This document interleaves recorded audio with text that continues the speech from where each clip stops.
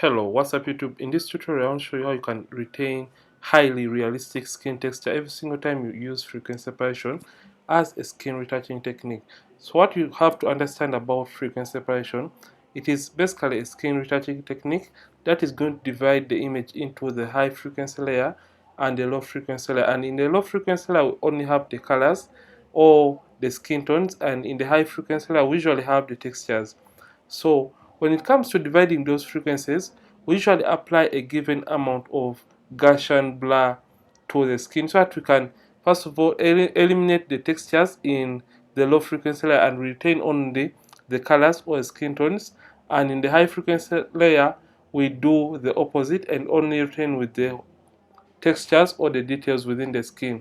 So it is this step that usually puts off most of us that use frequency separation, and we tend to achieve or come out with plastic images or images that have very rough details in the skin area. So this is a tool that is going to help you achieve or overcome that kind of fear or phobia or issue. So if I told you like it, don't forget to hit the like button and don't forget to subscribe if I told you not to subscribe this channel. So let's first of all kick in, and for this I'm just going to be using my frequency separation actions, and those interested, make sure you check the links in the description of this video, and you can purchase my retouching essentials pack that contains all these actions I'm about to show you. So just come to this option and click right there, and if at all you don't have the actions window right here, you can simply come to window and you come to actions, and when you click right there it is going to open this. So in my skin retouching essentials pack you're going to be having all these actions for you, and these help you to speed up or fasten your process or workflow of skin retouching in Photoshop. So you can see right now I have a 16-bit image, so I'm just going to come and select my 16-bit frequency separation action and simply play.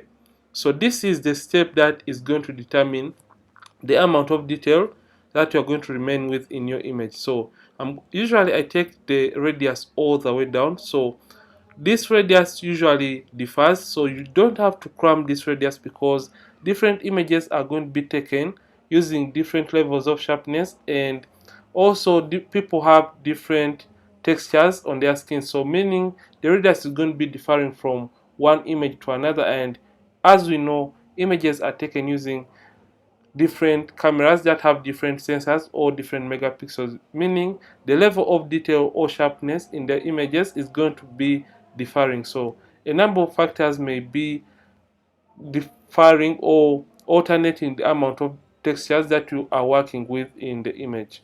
So I'm just going to come and make sure you have this window popping up. So on reaching this step, you have to zoom out and first of all look for the area that is going to be like a hero area, that is going to be like more of a reference area for the details. So get that area and simply zoom in to that area. So make sure preview is on. So we have to start blurring out the details in this area, meaning when we start losing out on the details or the more prominent details in the image, it means all the other details in the image are going to be lost out completely. So this is what we have to do. Simply left click on the radius slider and start moving it up just like that as you're looking at this preview and the image itself.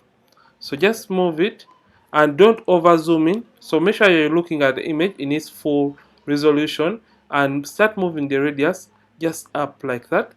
So you have to stop at a point when you're just starting to lose out on the details right in this image. So this is more like a reference point for you. So you can either zoom out and look at it from this perspective. So just move the radius up to a point when you're just starting to lose out on those details. So I feel like at around 7.0, that is when I'm just starting to lose out on the details. So make sure you stop at a point when you're just starting to lose out on the details, meaning this is going to be a starting point for our details later on when we start retouching the image. So the details we have started losing out are going to be the starting point for the details we are going to be retaining in our final image. So this radius is going to be 7.0. So you have to stop at a point, like I'm saying, when you are just starting to lose out on these prominent details, just look at the image. Just stop at that point. Make sure you're not losing them out completely like this. You can see, make sure you are still looking at the details in the image the way they are meant to be. So I'm just going to take this back down and show you one more time. So just move this up to a point when you're just starting to lose out on the details completely, but you can still notice where those details are in the image. Yeah, so you have to get a midpoint. So just come and take the radius up. So I feel like at around 70 is a very nice spot. So the details that we have just started losing out completely are the details we're going to be retaining with in the final image, meaning those are going to be the details in our final image in this tutorial. So just come, and after setting that radius, just come and hit OK, and the action is going to continue playing, and here we are right now.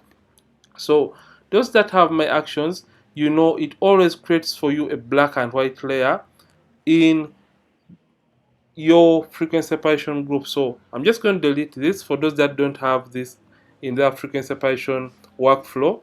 And after doing that, what I'm going to do, I'm going to come and first of all look at the image.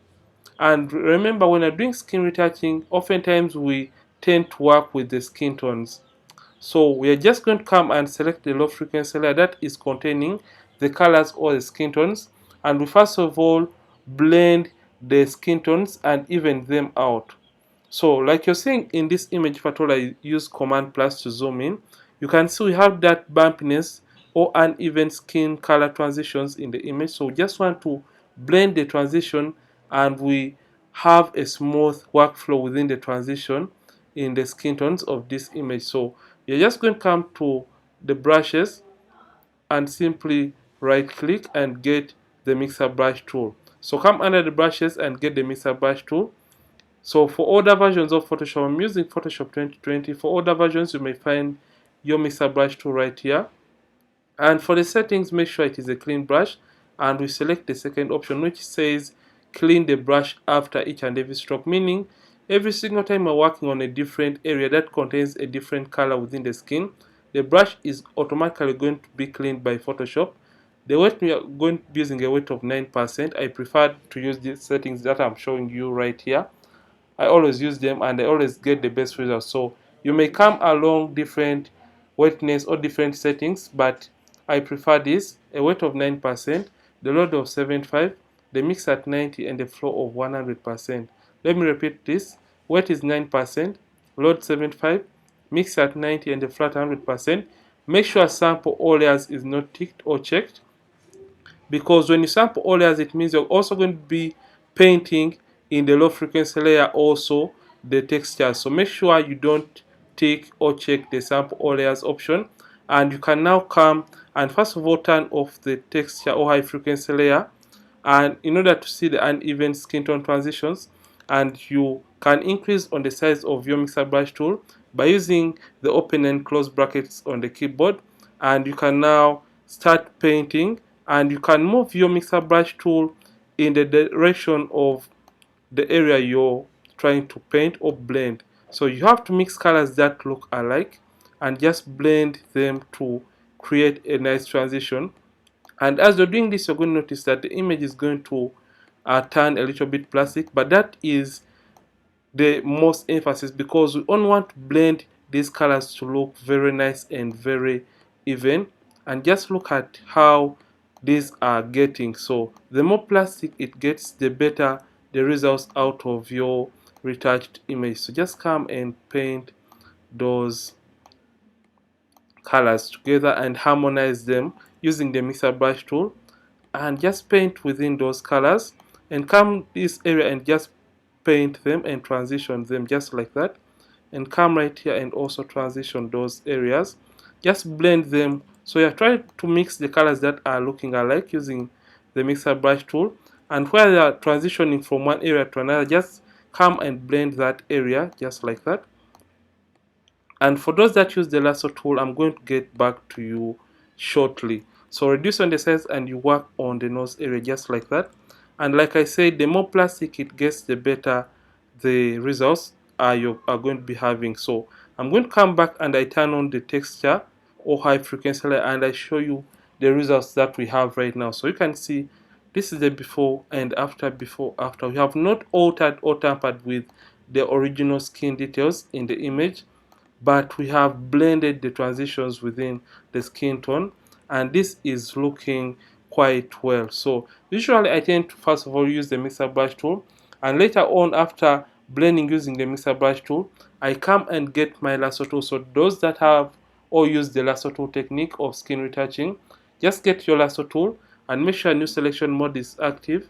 The feather, I prefer to use 22 pixels, because when you make a selection onto a skin, it doesn't create a sharp or those sharp edges when you apply the lasso tool technique. So it has to be as smooth as possible. I prefer to use 22 pixels, and now zoom in slightly and make a selection. So you have to make this selection just like this, the way an area is shaped, and we come back, filter, blur, and we come to Gaussian blur. So we had this radius of 7.0. So usually you can come and manually move this up to a point when you feel like, you just move it up to a point when you feel like you're getting the best skin texture. So at around 21 we are good to go. But I can share a trick that I tend to use in most or all my portraits. Instead of manually moving this, I found out that when you multiply the radius that we had initially when we are applying the frequency separation action, so whichever radius you may have used, just multiply that radius by 3 and type in that value. So 7 by 3 is going to be 21. So I'm just going to type in 21, and you can see it is the same result that we had when we manually moved the slider, and just come and hit OK. So after this, you can now move, draw the shapes, right click and come to Gaussian blur. And in order to reduce on the effect, you can simply right click on the selection and come to fade Gaussian blur and reduce on the effect. So basically, this is how to use both techniques. And for those that use the lasso tool, when it comes to the nose area, don't select it as a whole, because when you do this and you apply your Gaussian blur, it is going to make the nose flat and look very big and lose out on those details. So what I would recommend is you can come and select the shadows first of all, apply your Gaussian blur just like that, and also apply it on this other side of the nose. And when it comes to the highlight, just select it alone, apply your Gaussian blur, and simply right click on the selection and simply fade or reduce on the opacity of that Gaussian blur, because you don't want to lose out on that nice beautiful highlight on the nose area. So this is how to retain natural and highly realistic skin texture in your images, and this is the before and after. Just look at how intact the skin texture is in this image. So this is all for this tutorial, and if at all you have loved this, don't forget to like this video, don't forget to subscribe. If at all you have been watching and you're not subscribed this channel, Ronnix from ronnixphotography, thanks for watching, and see you in yet more amazing tutorials. And don't forget to keep practicing and also keep creating.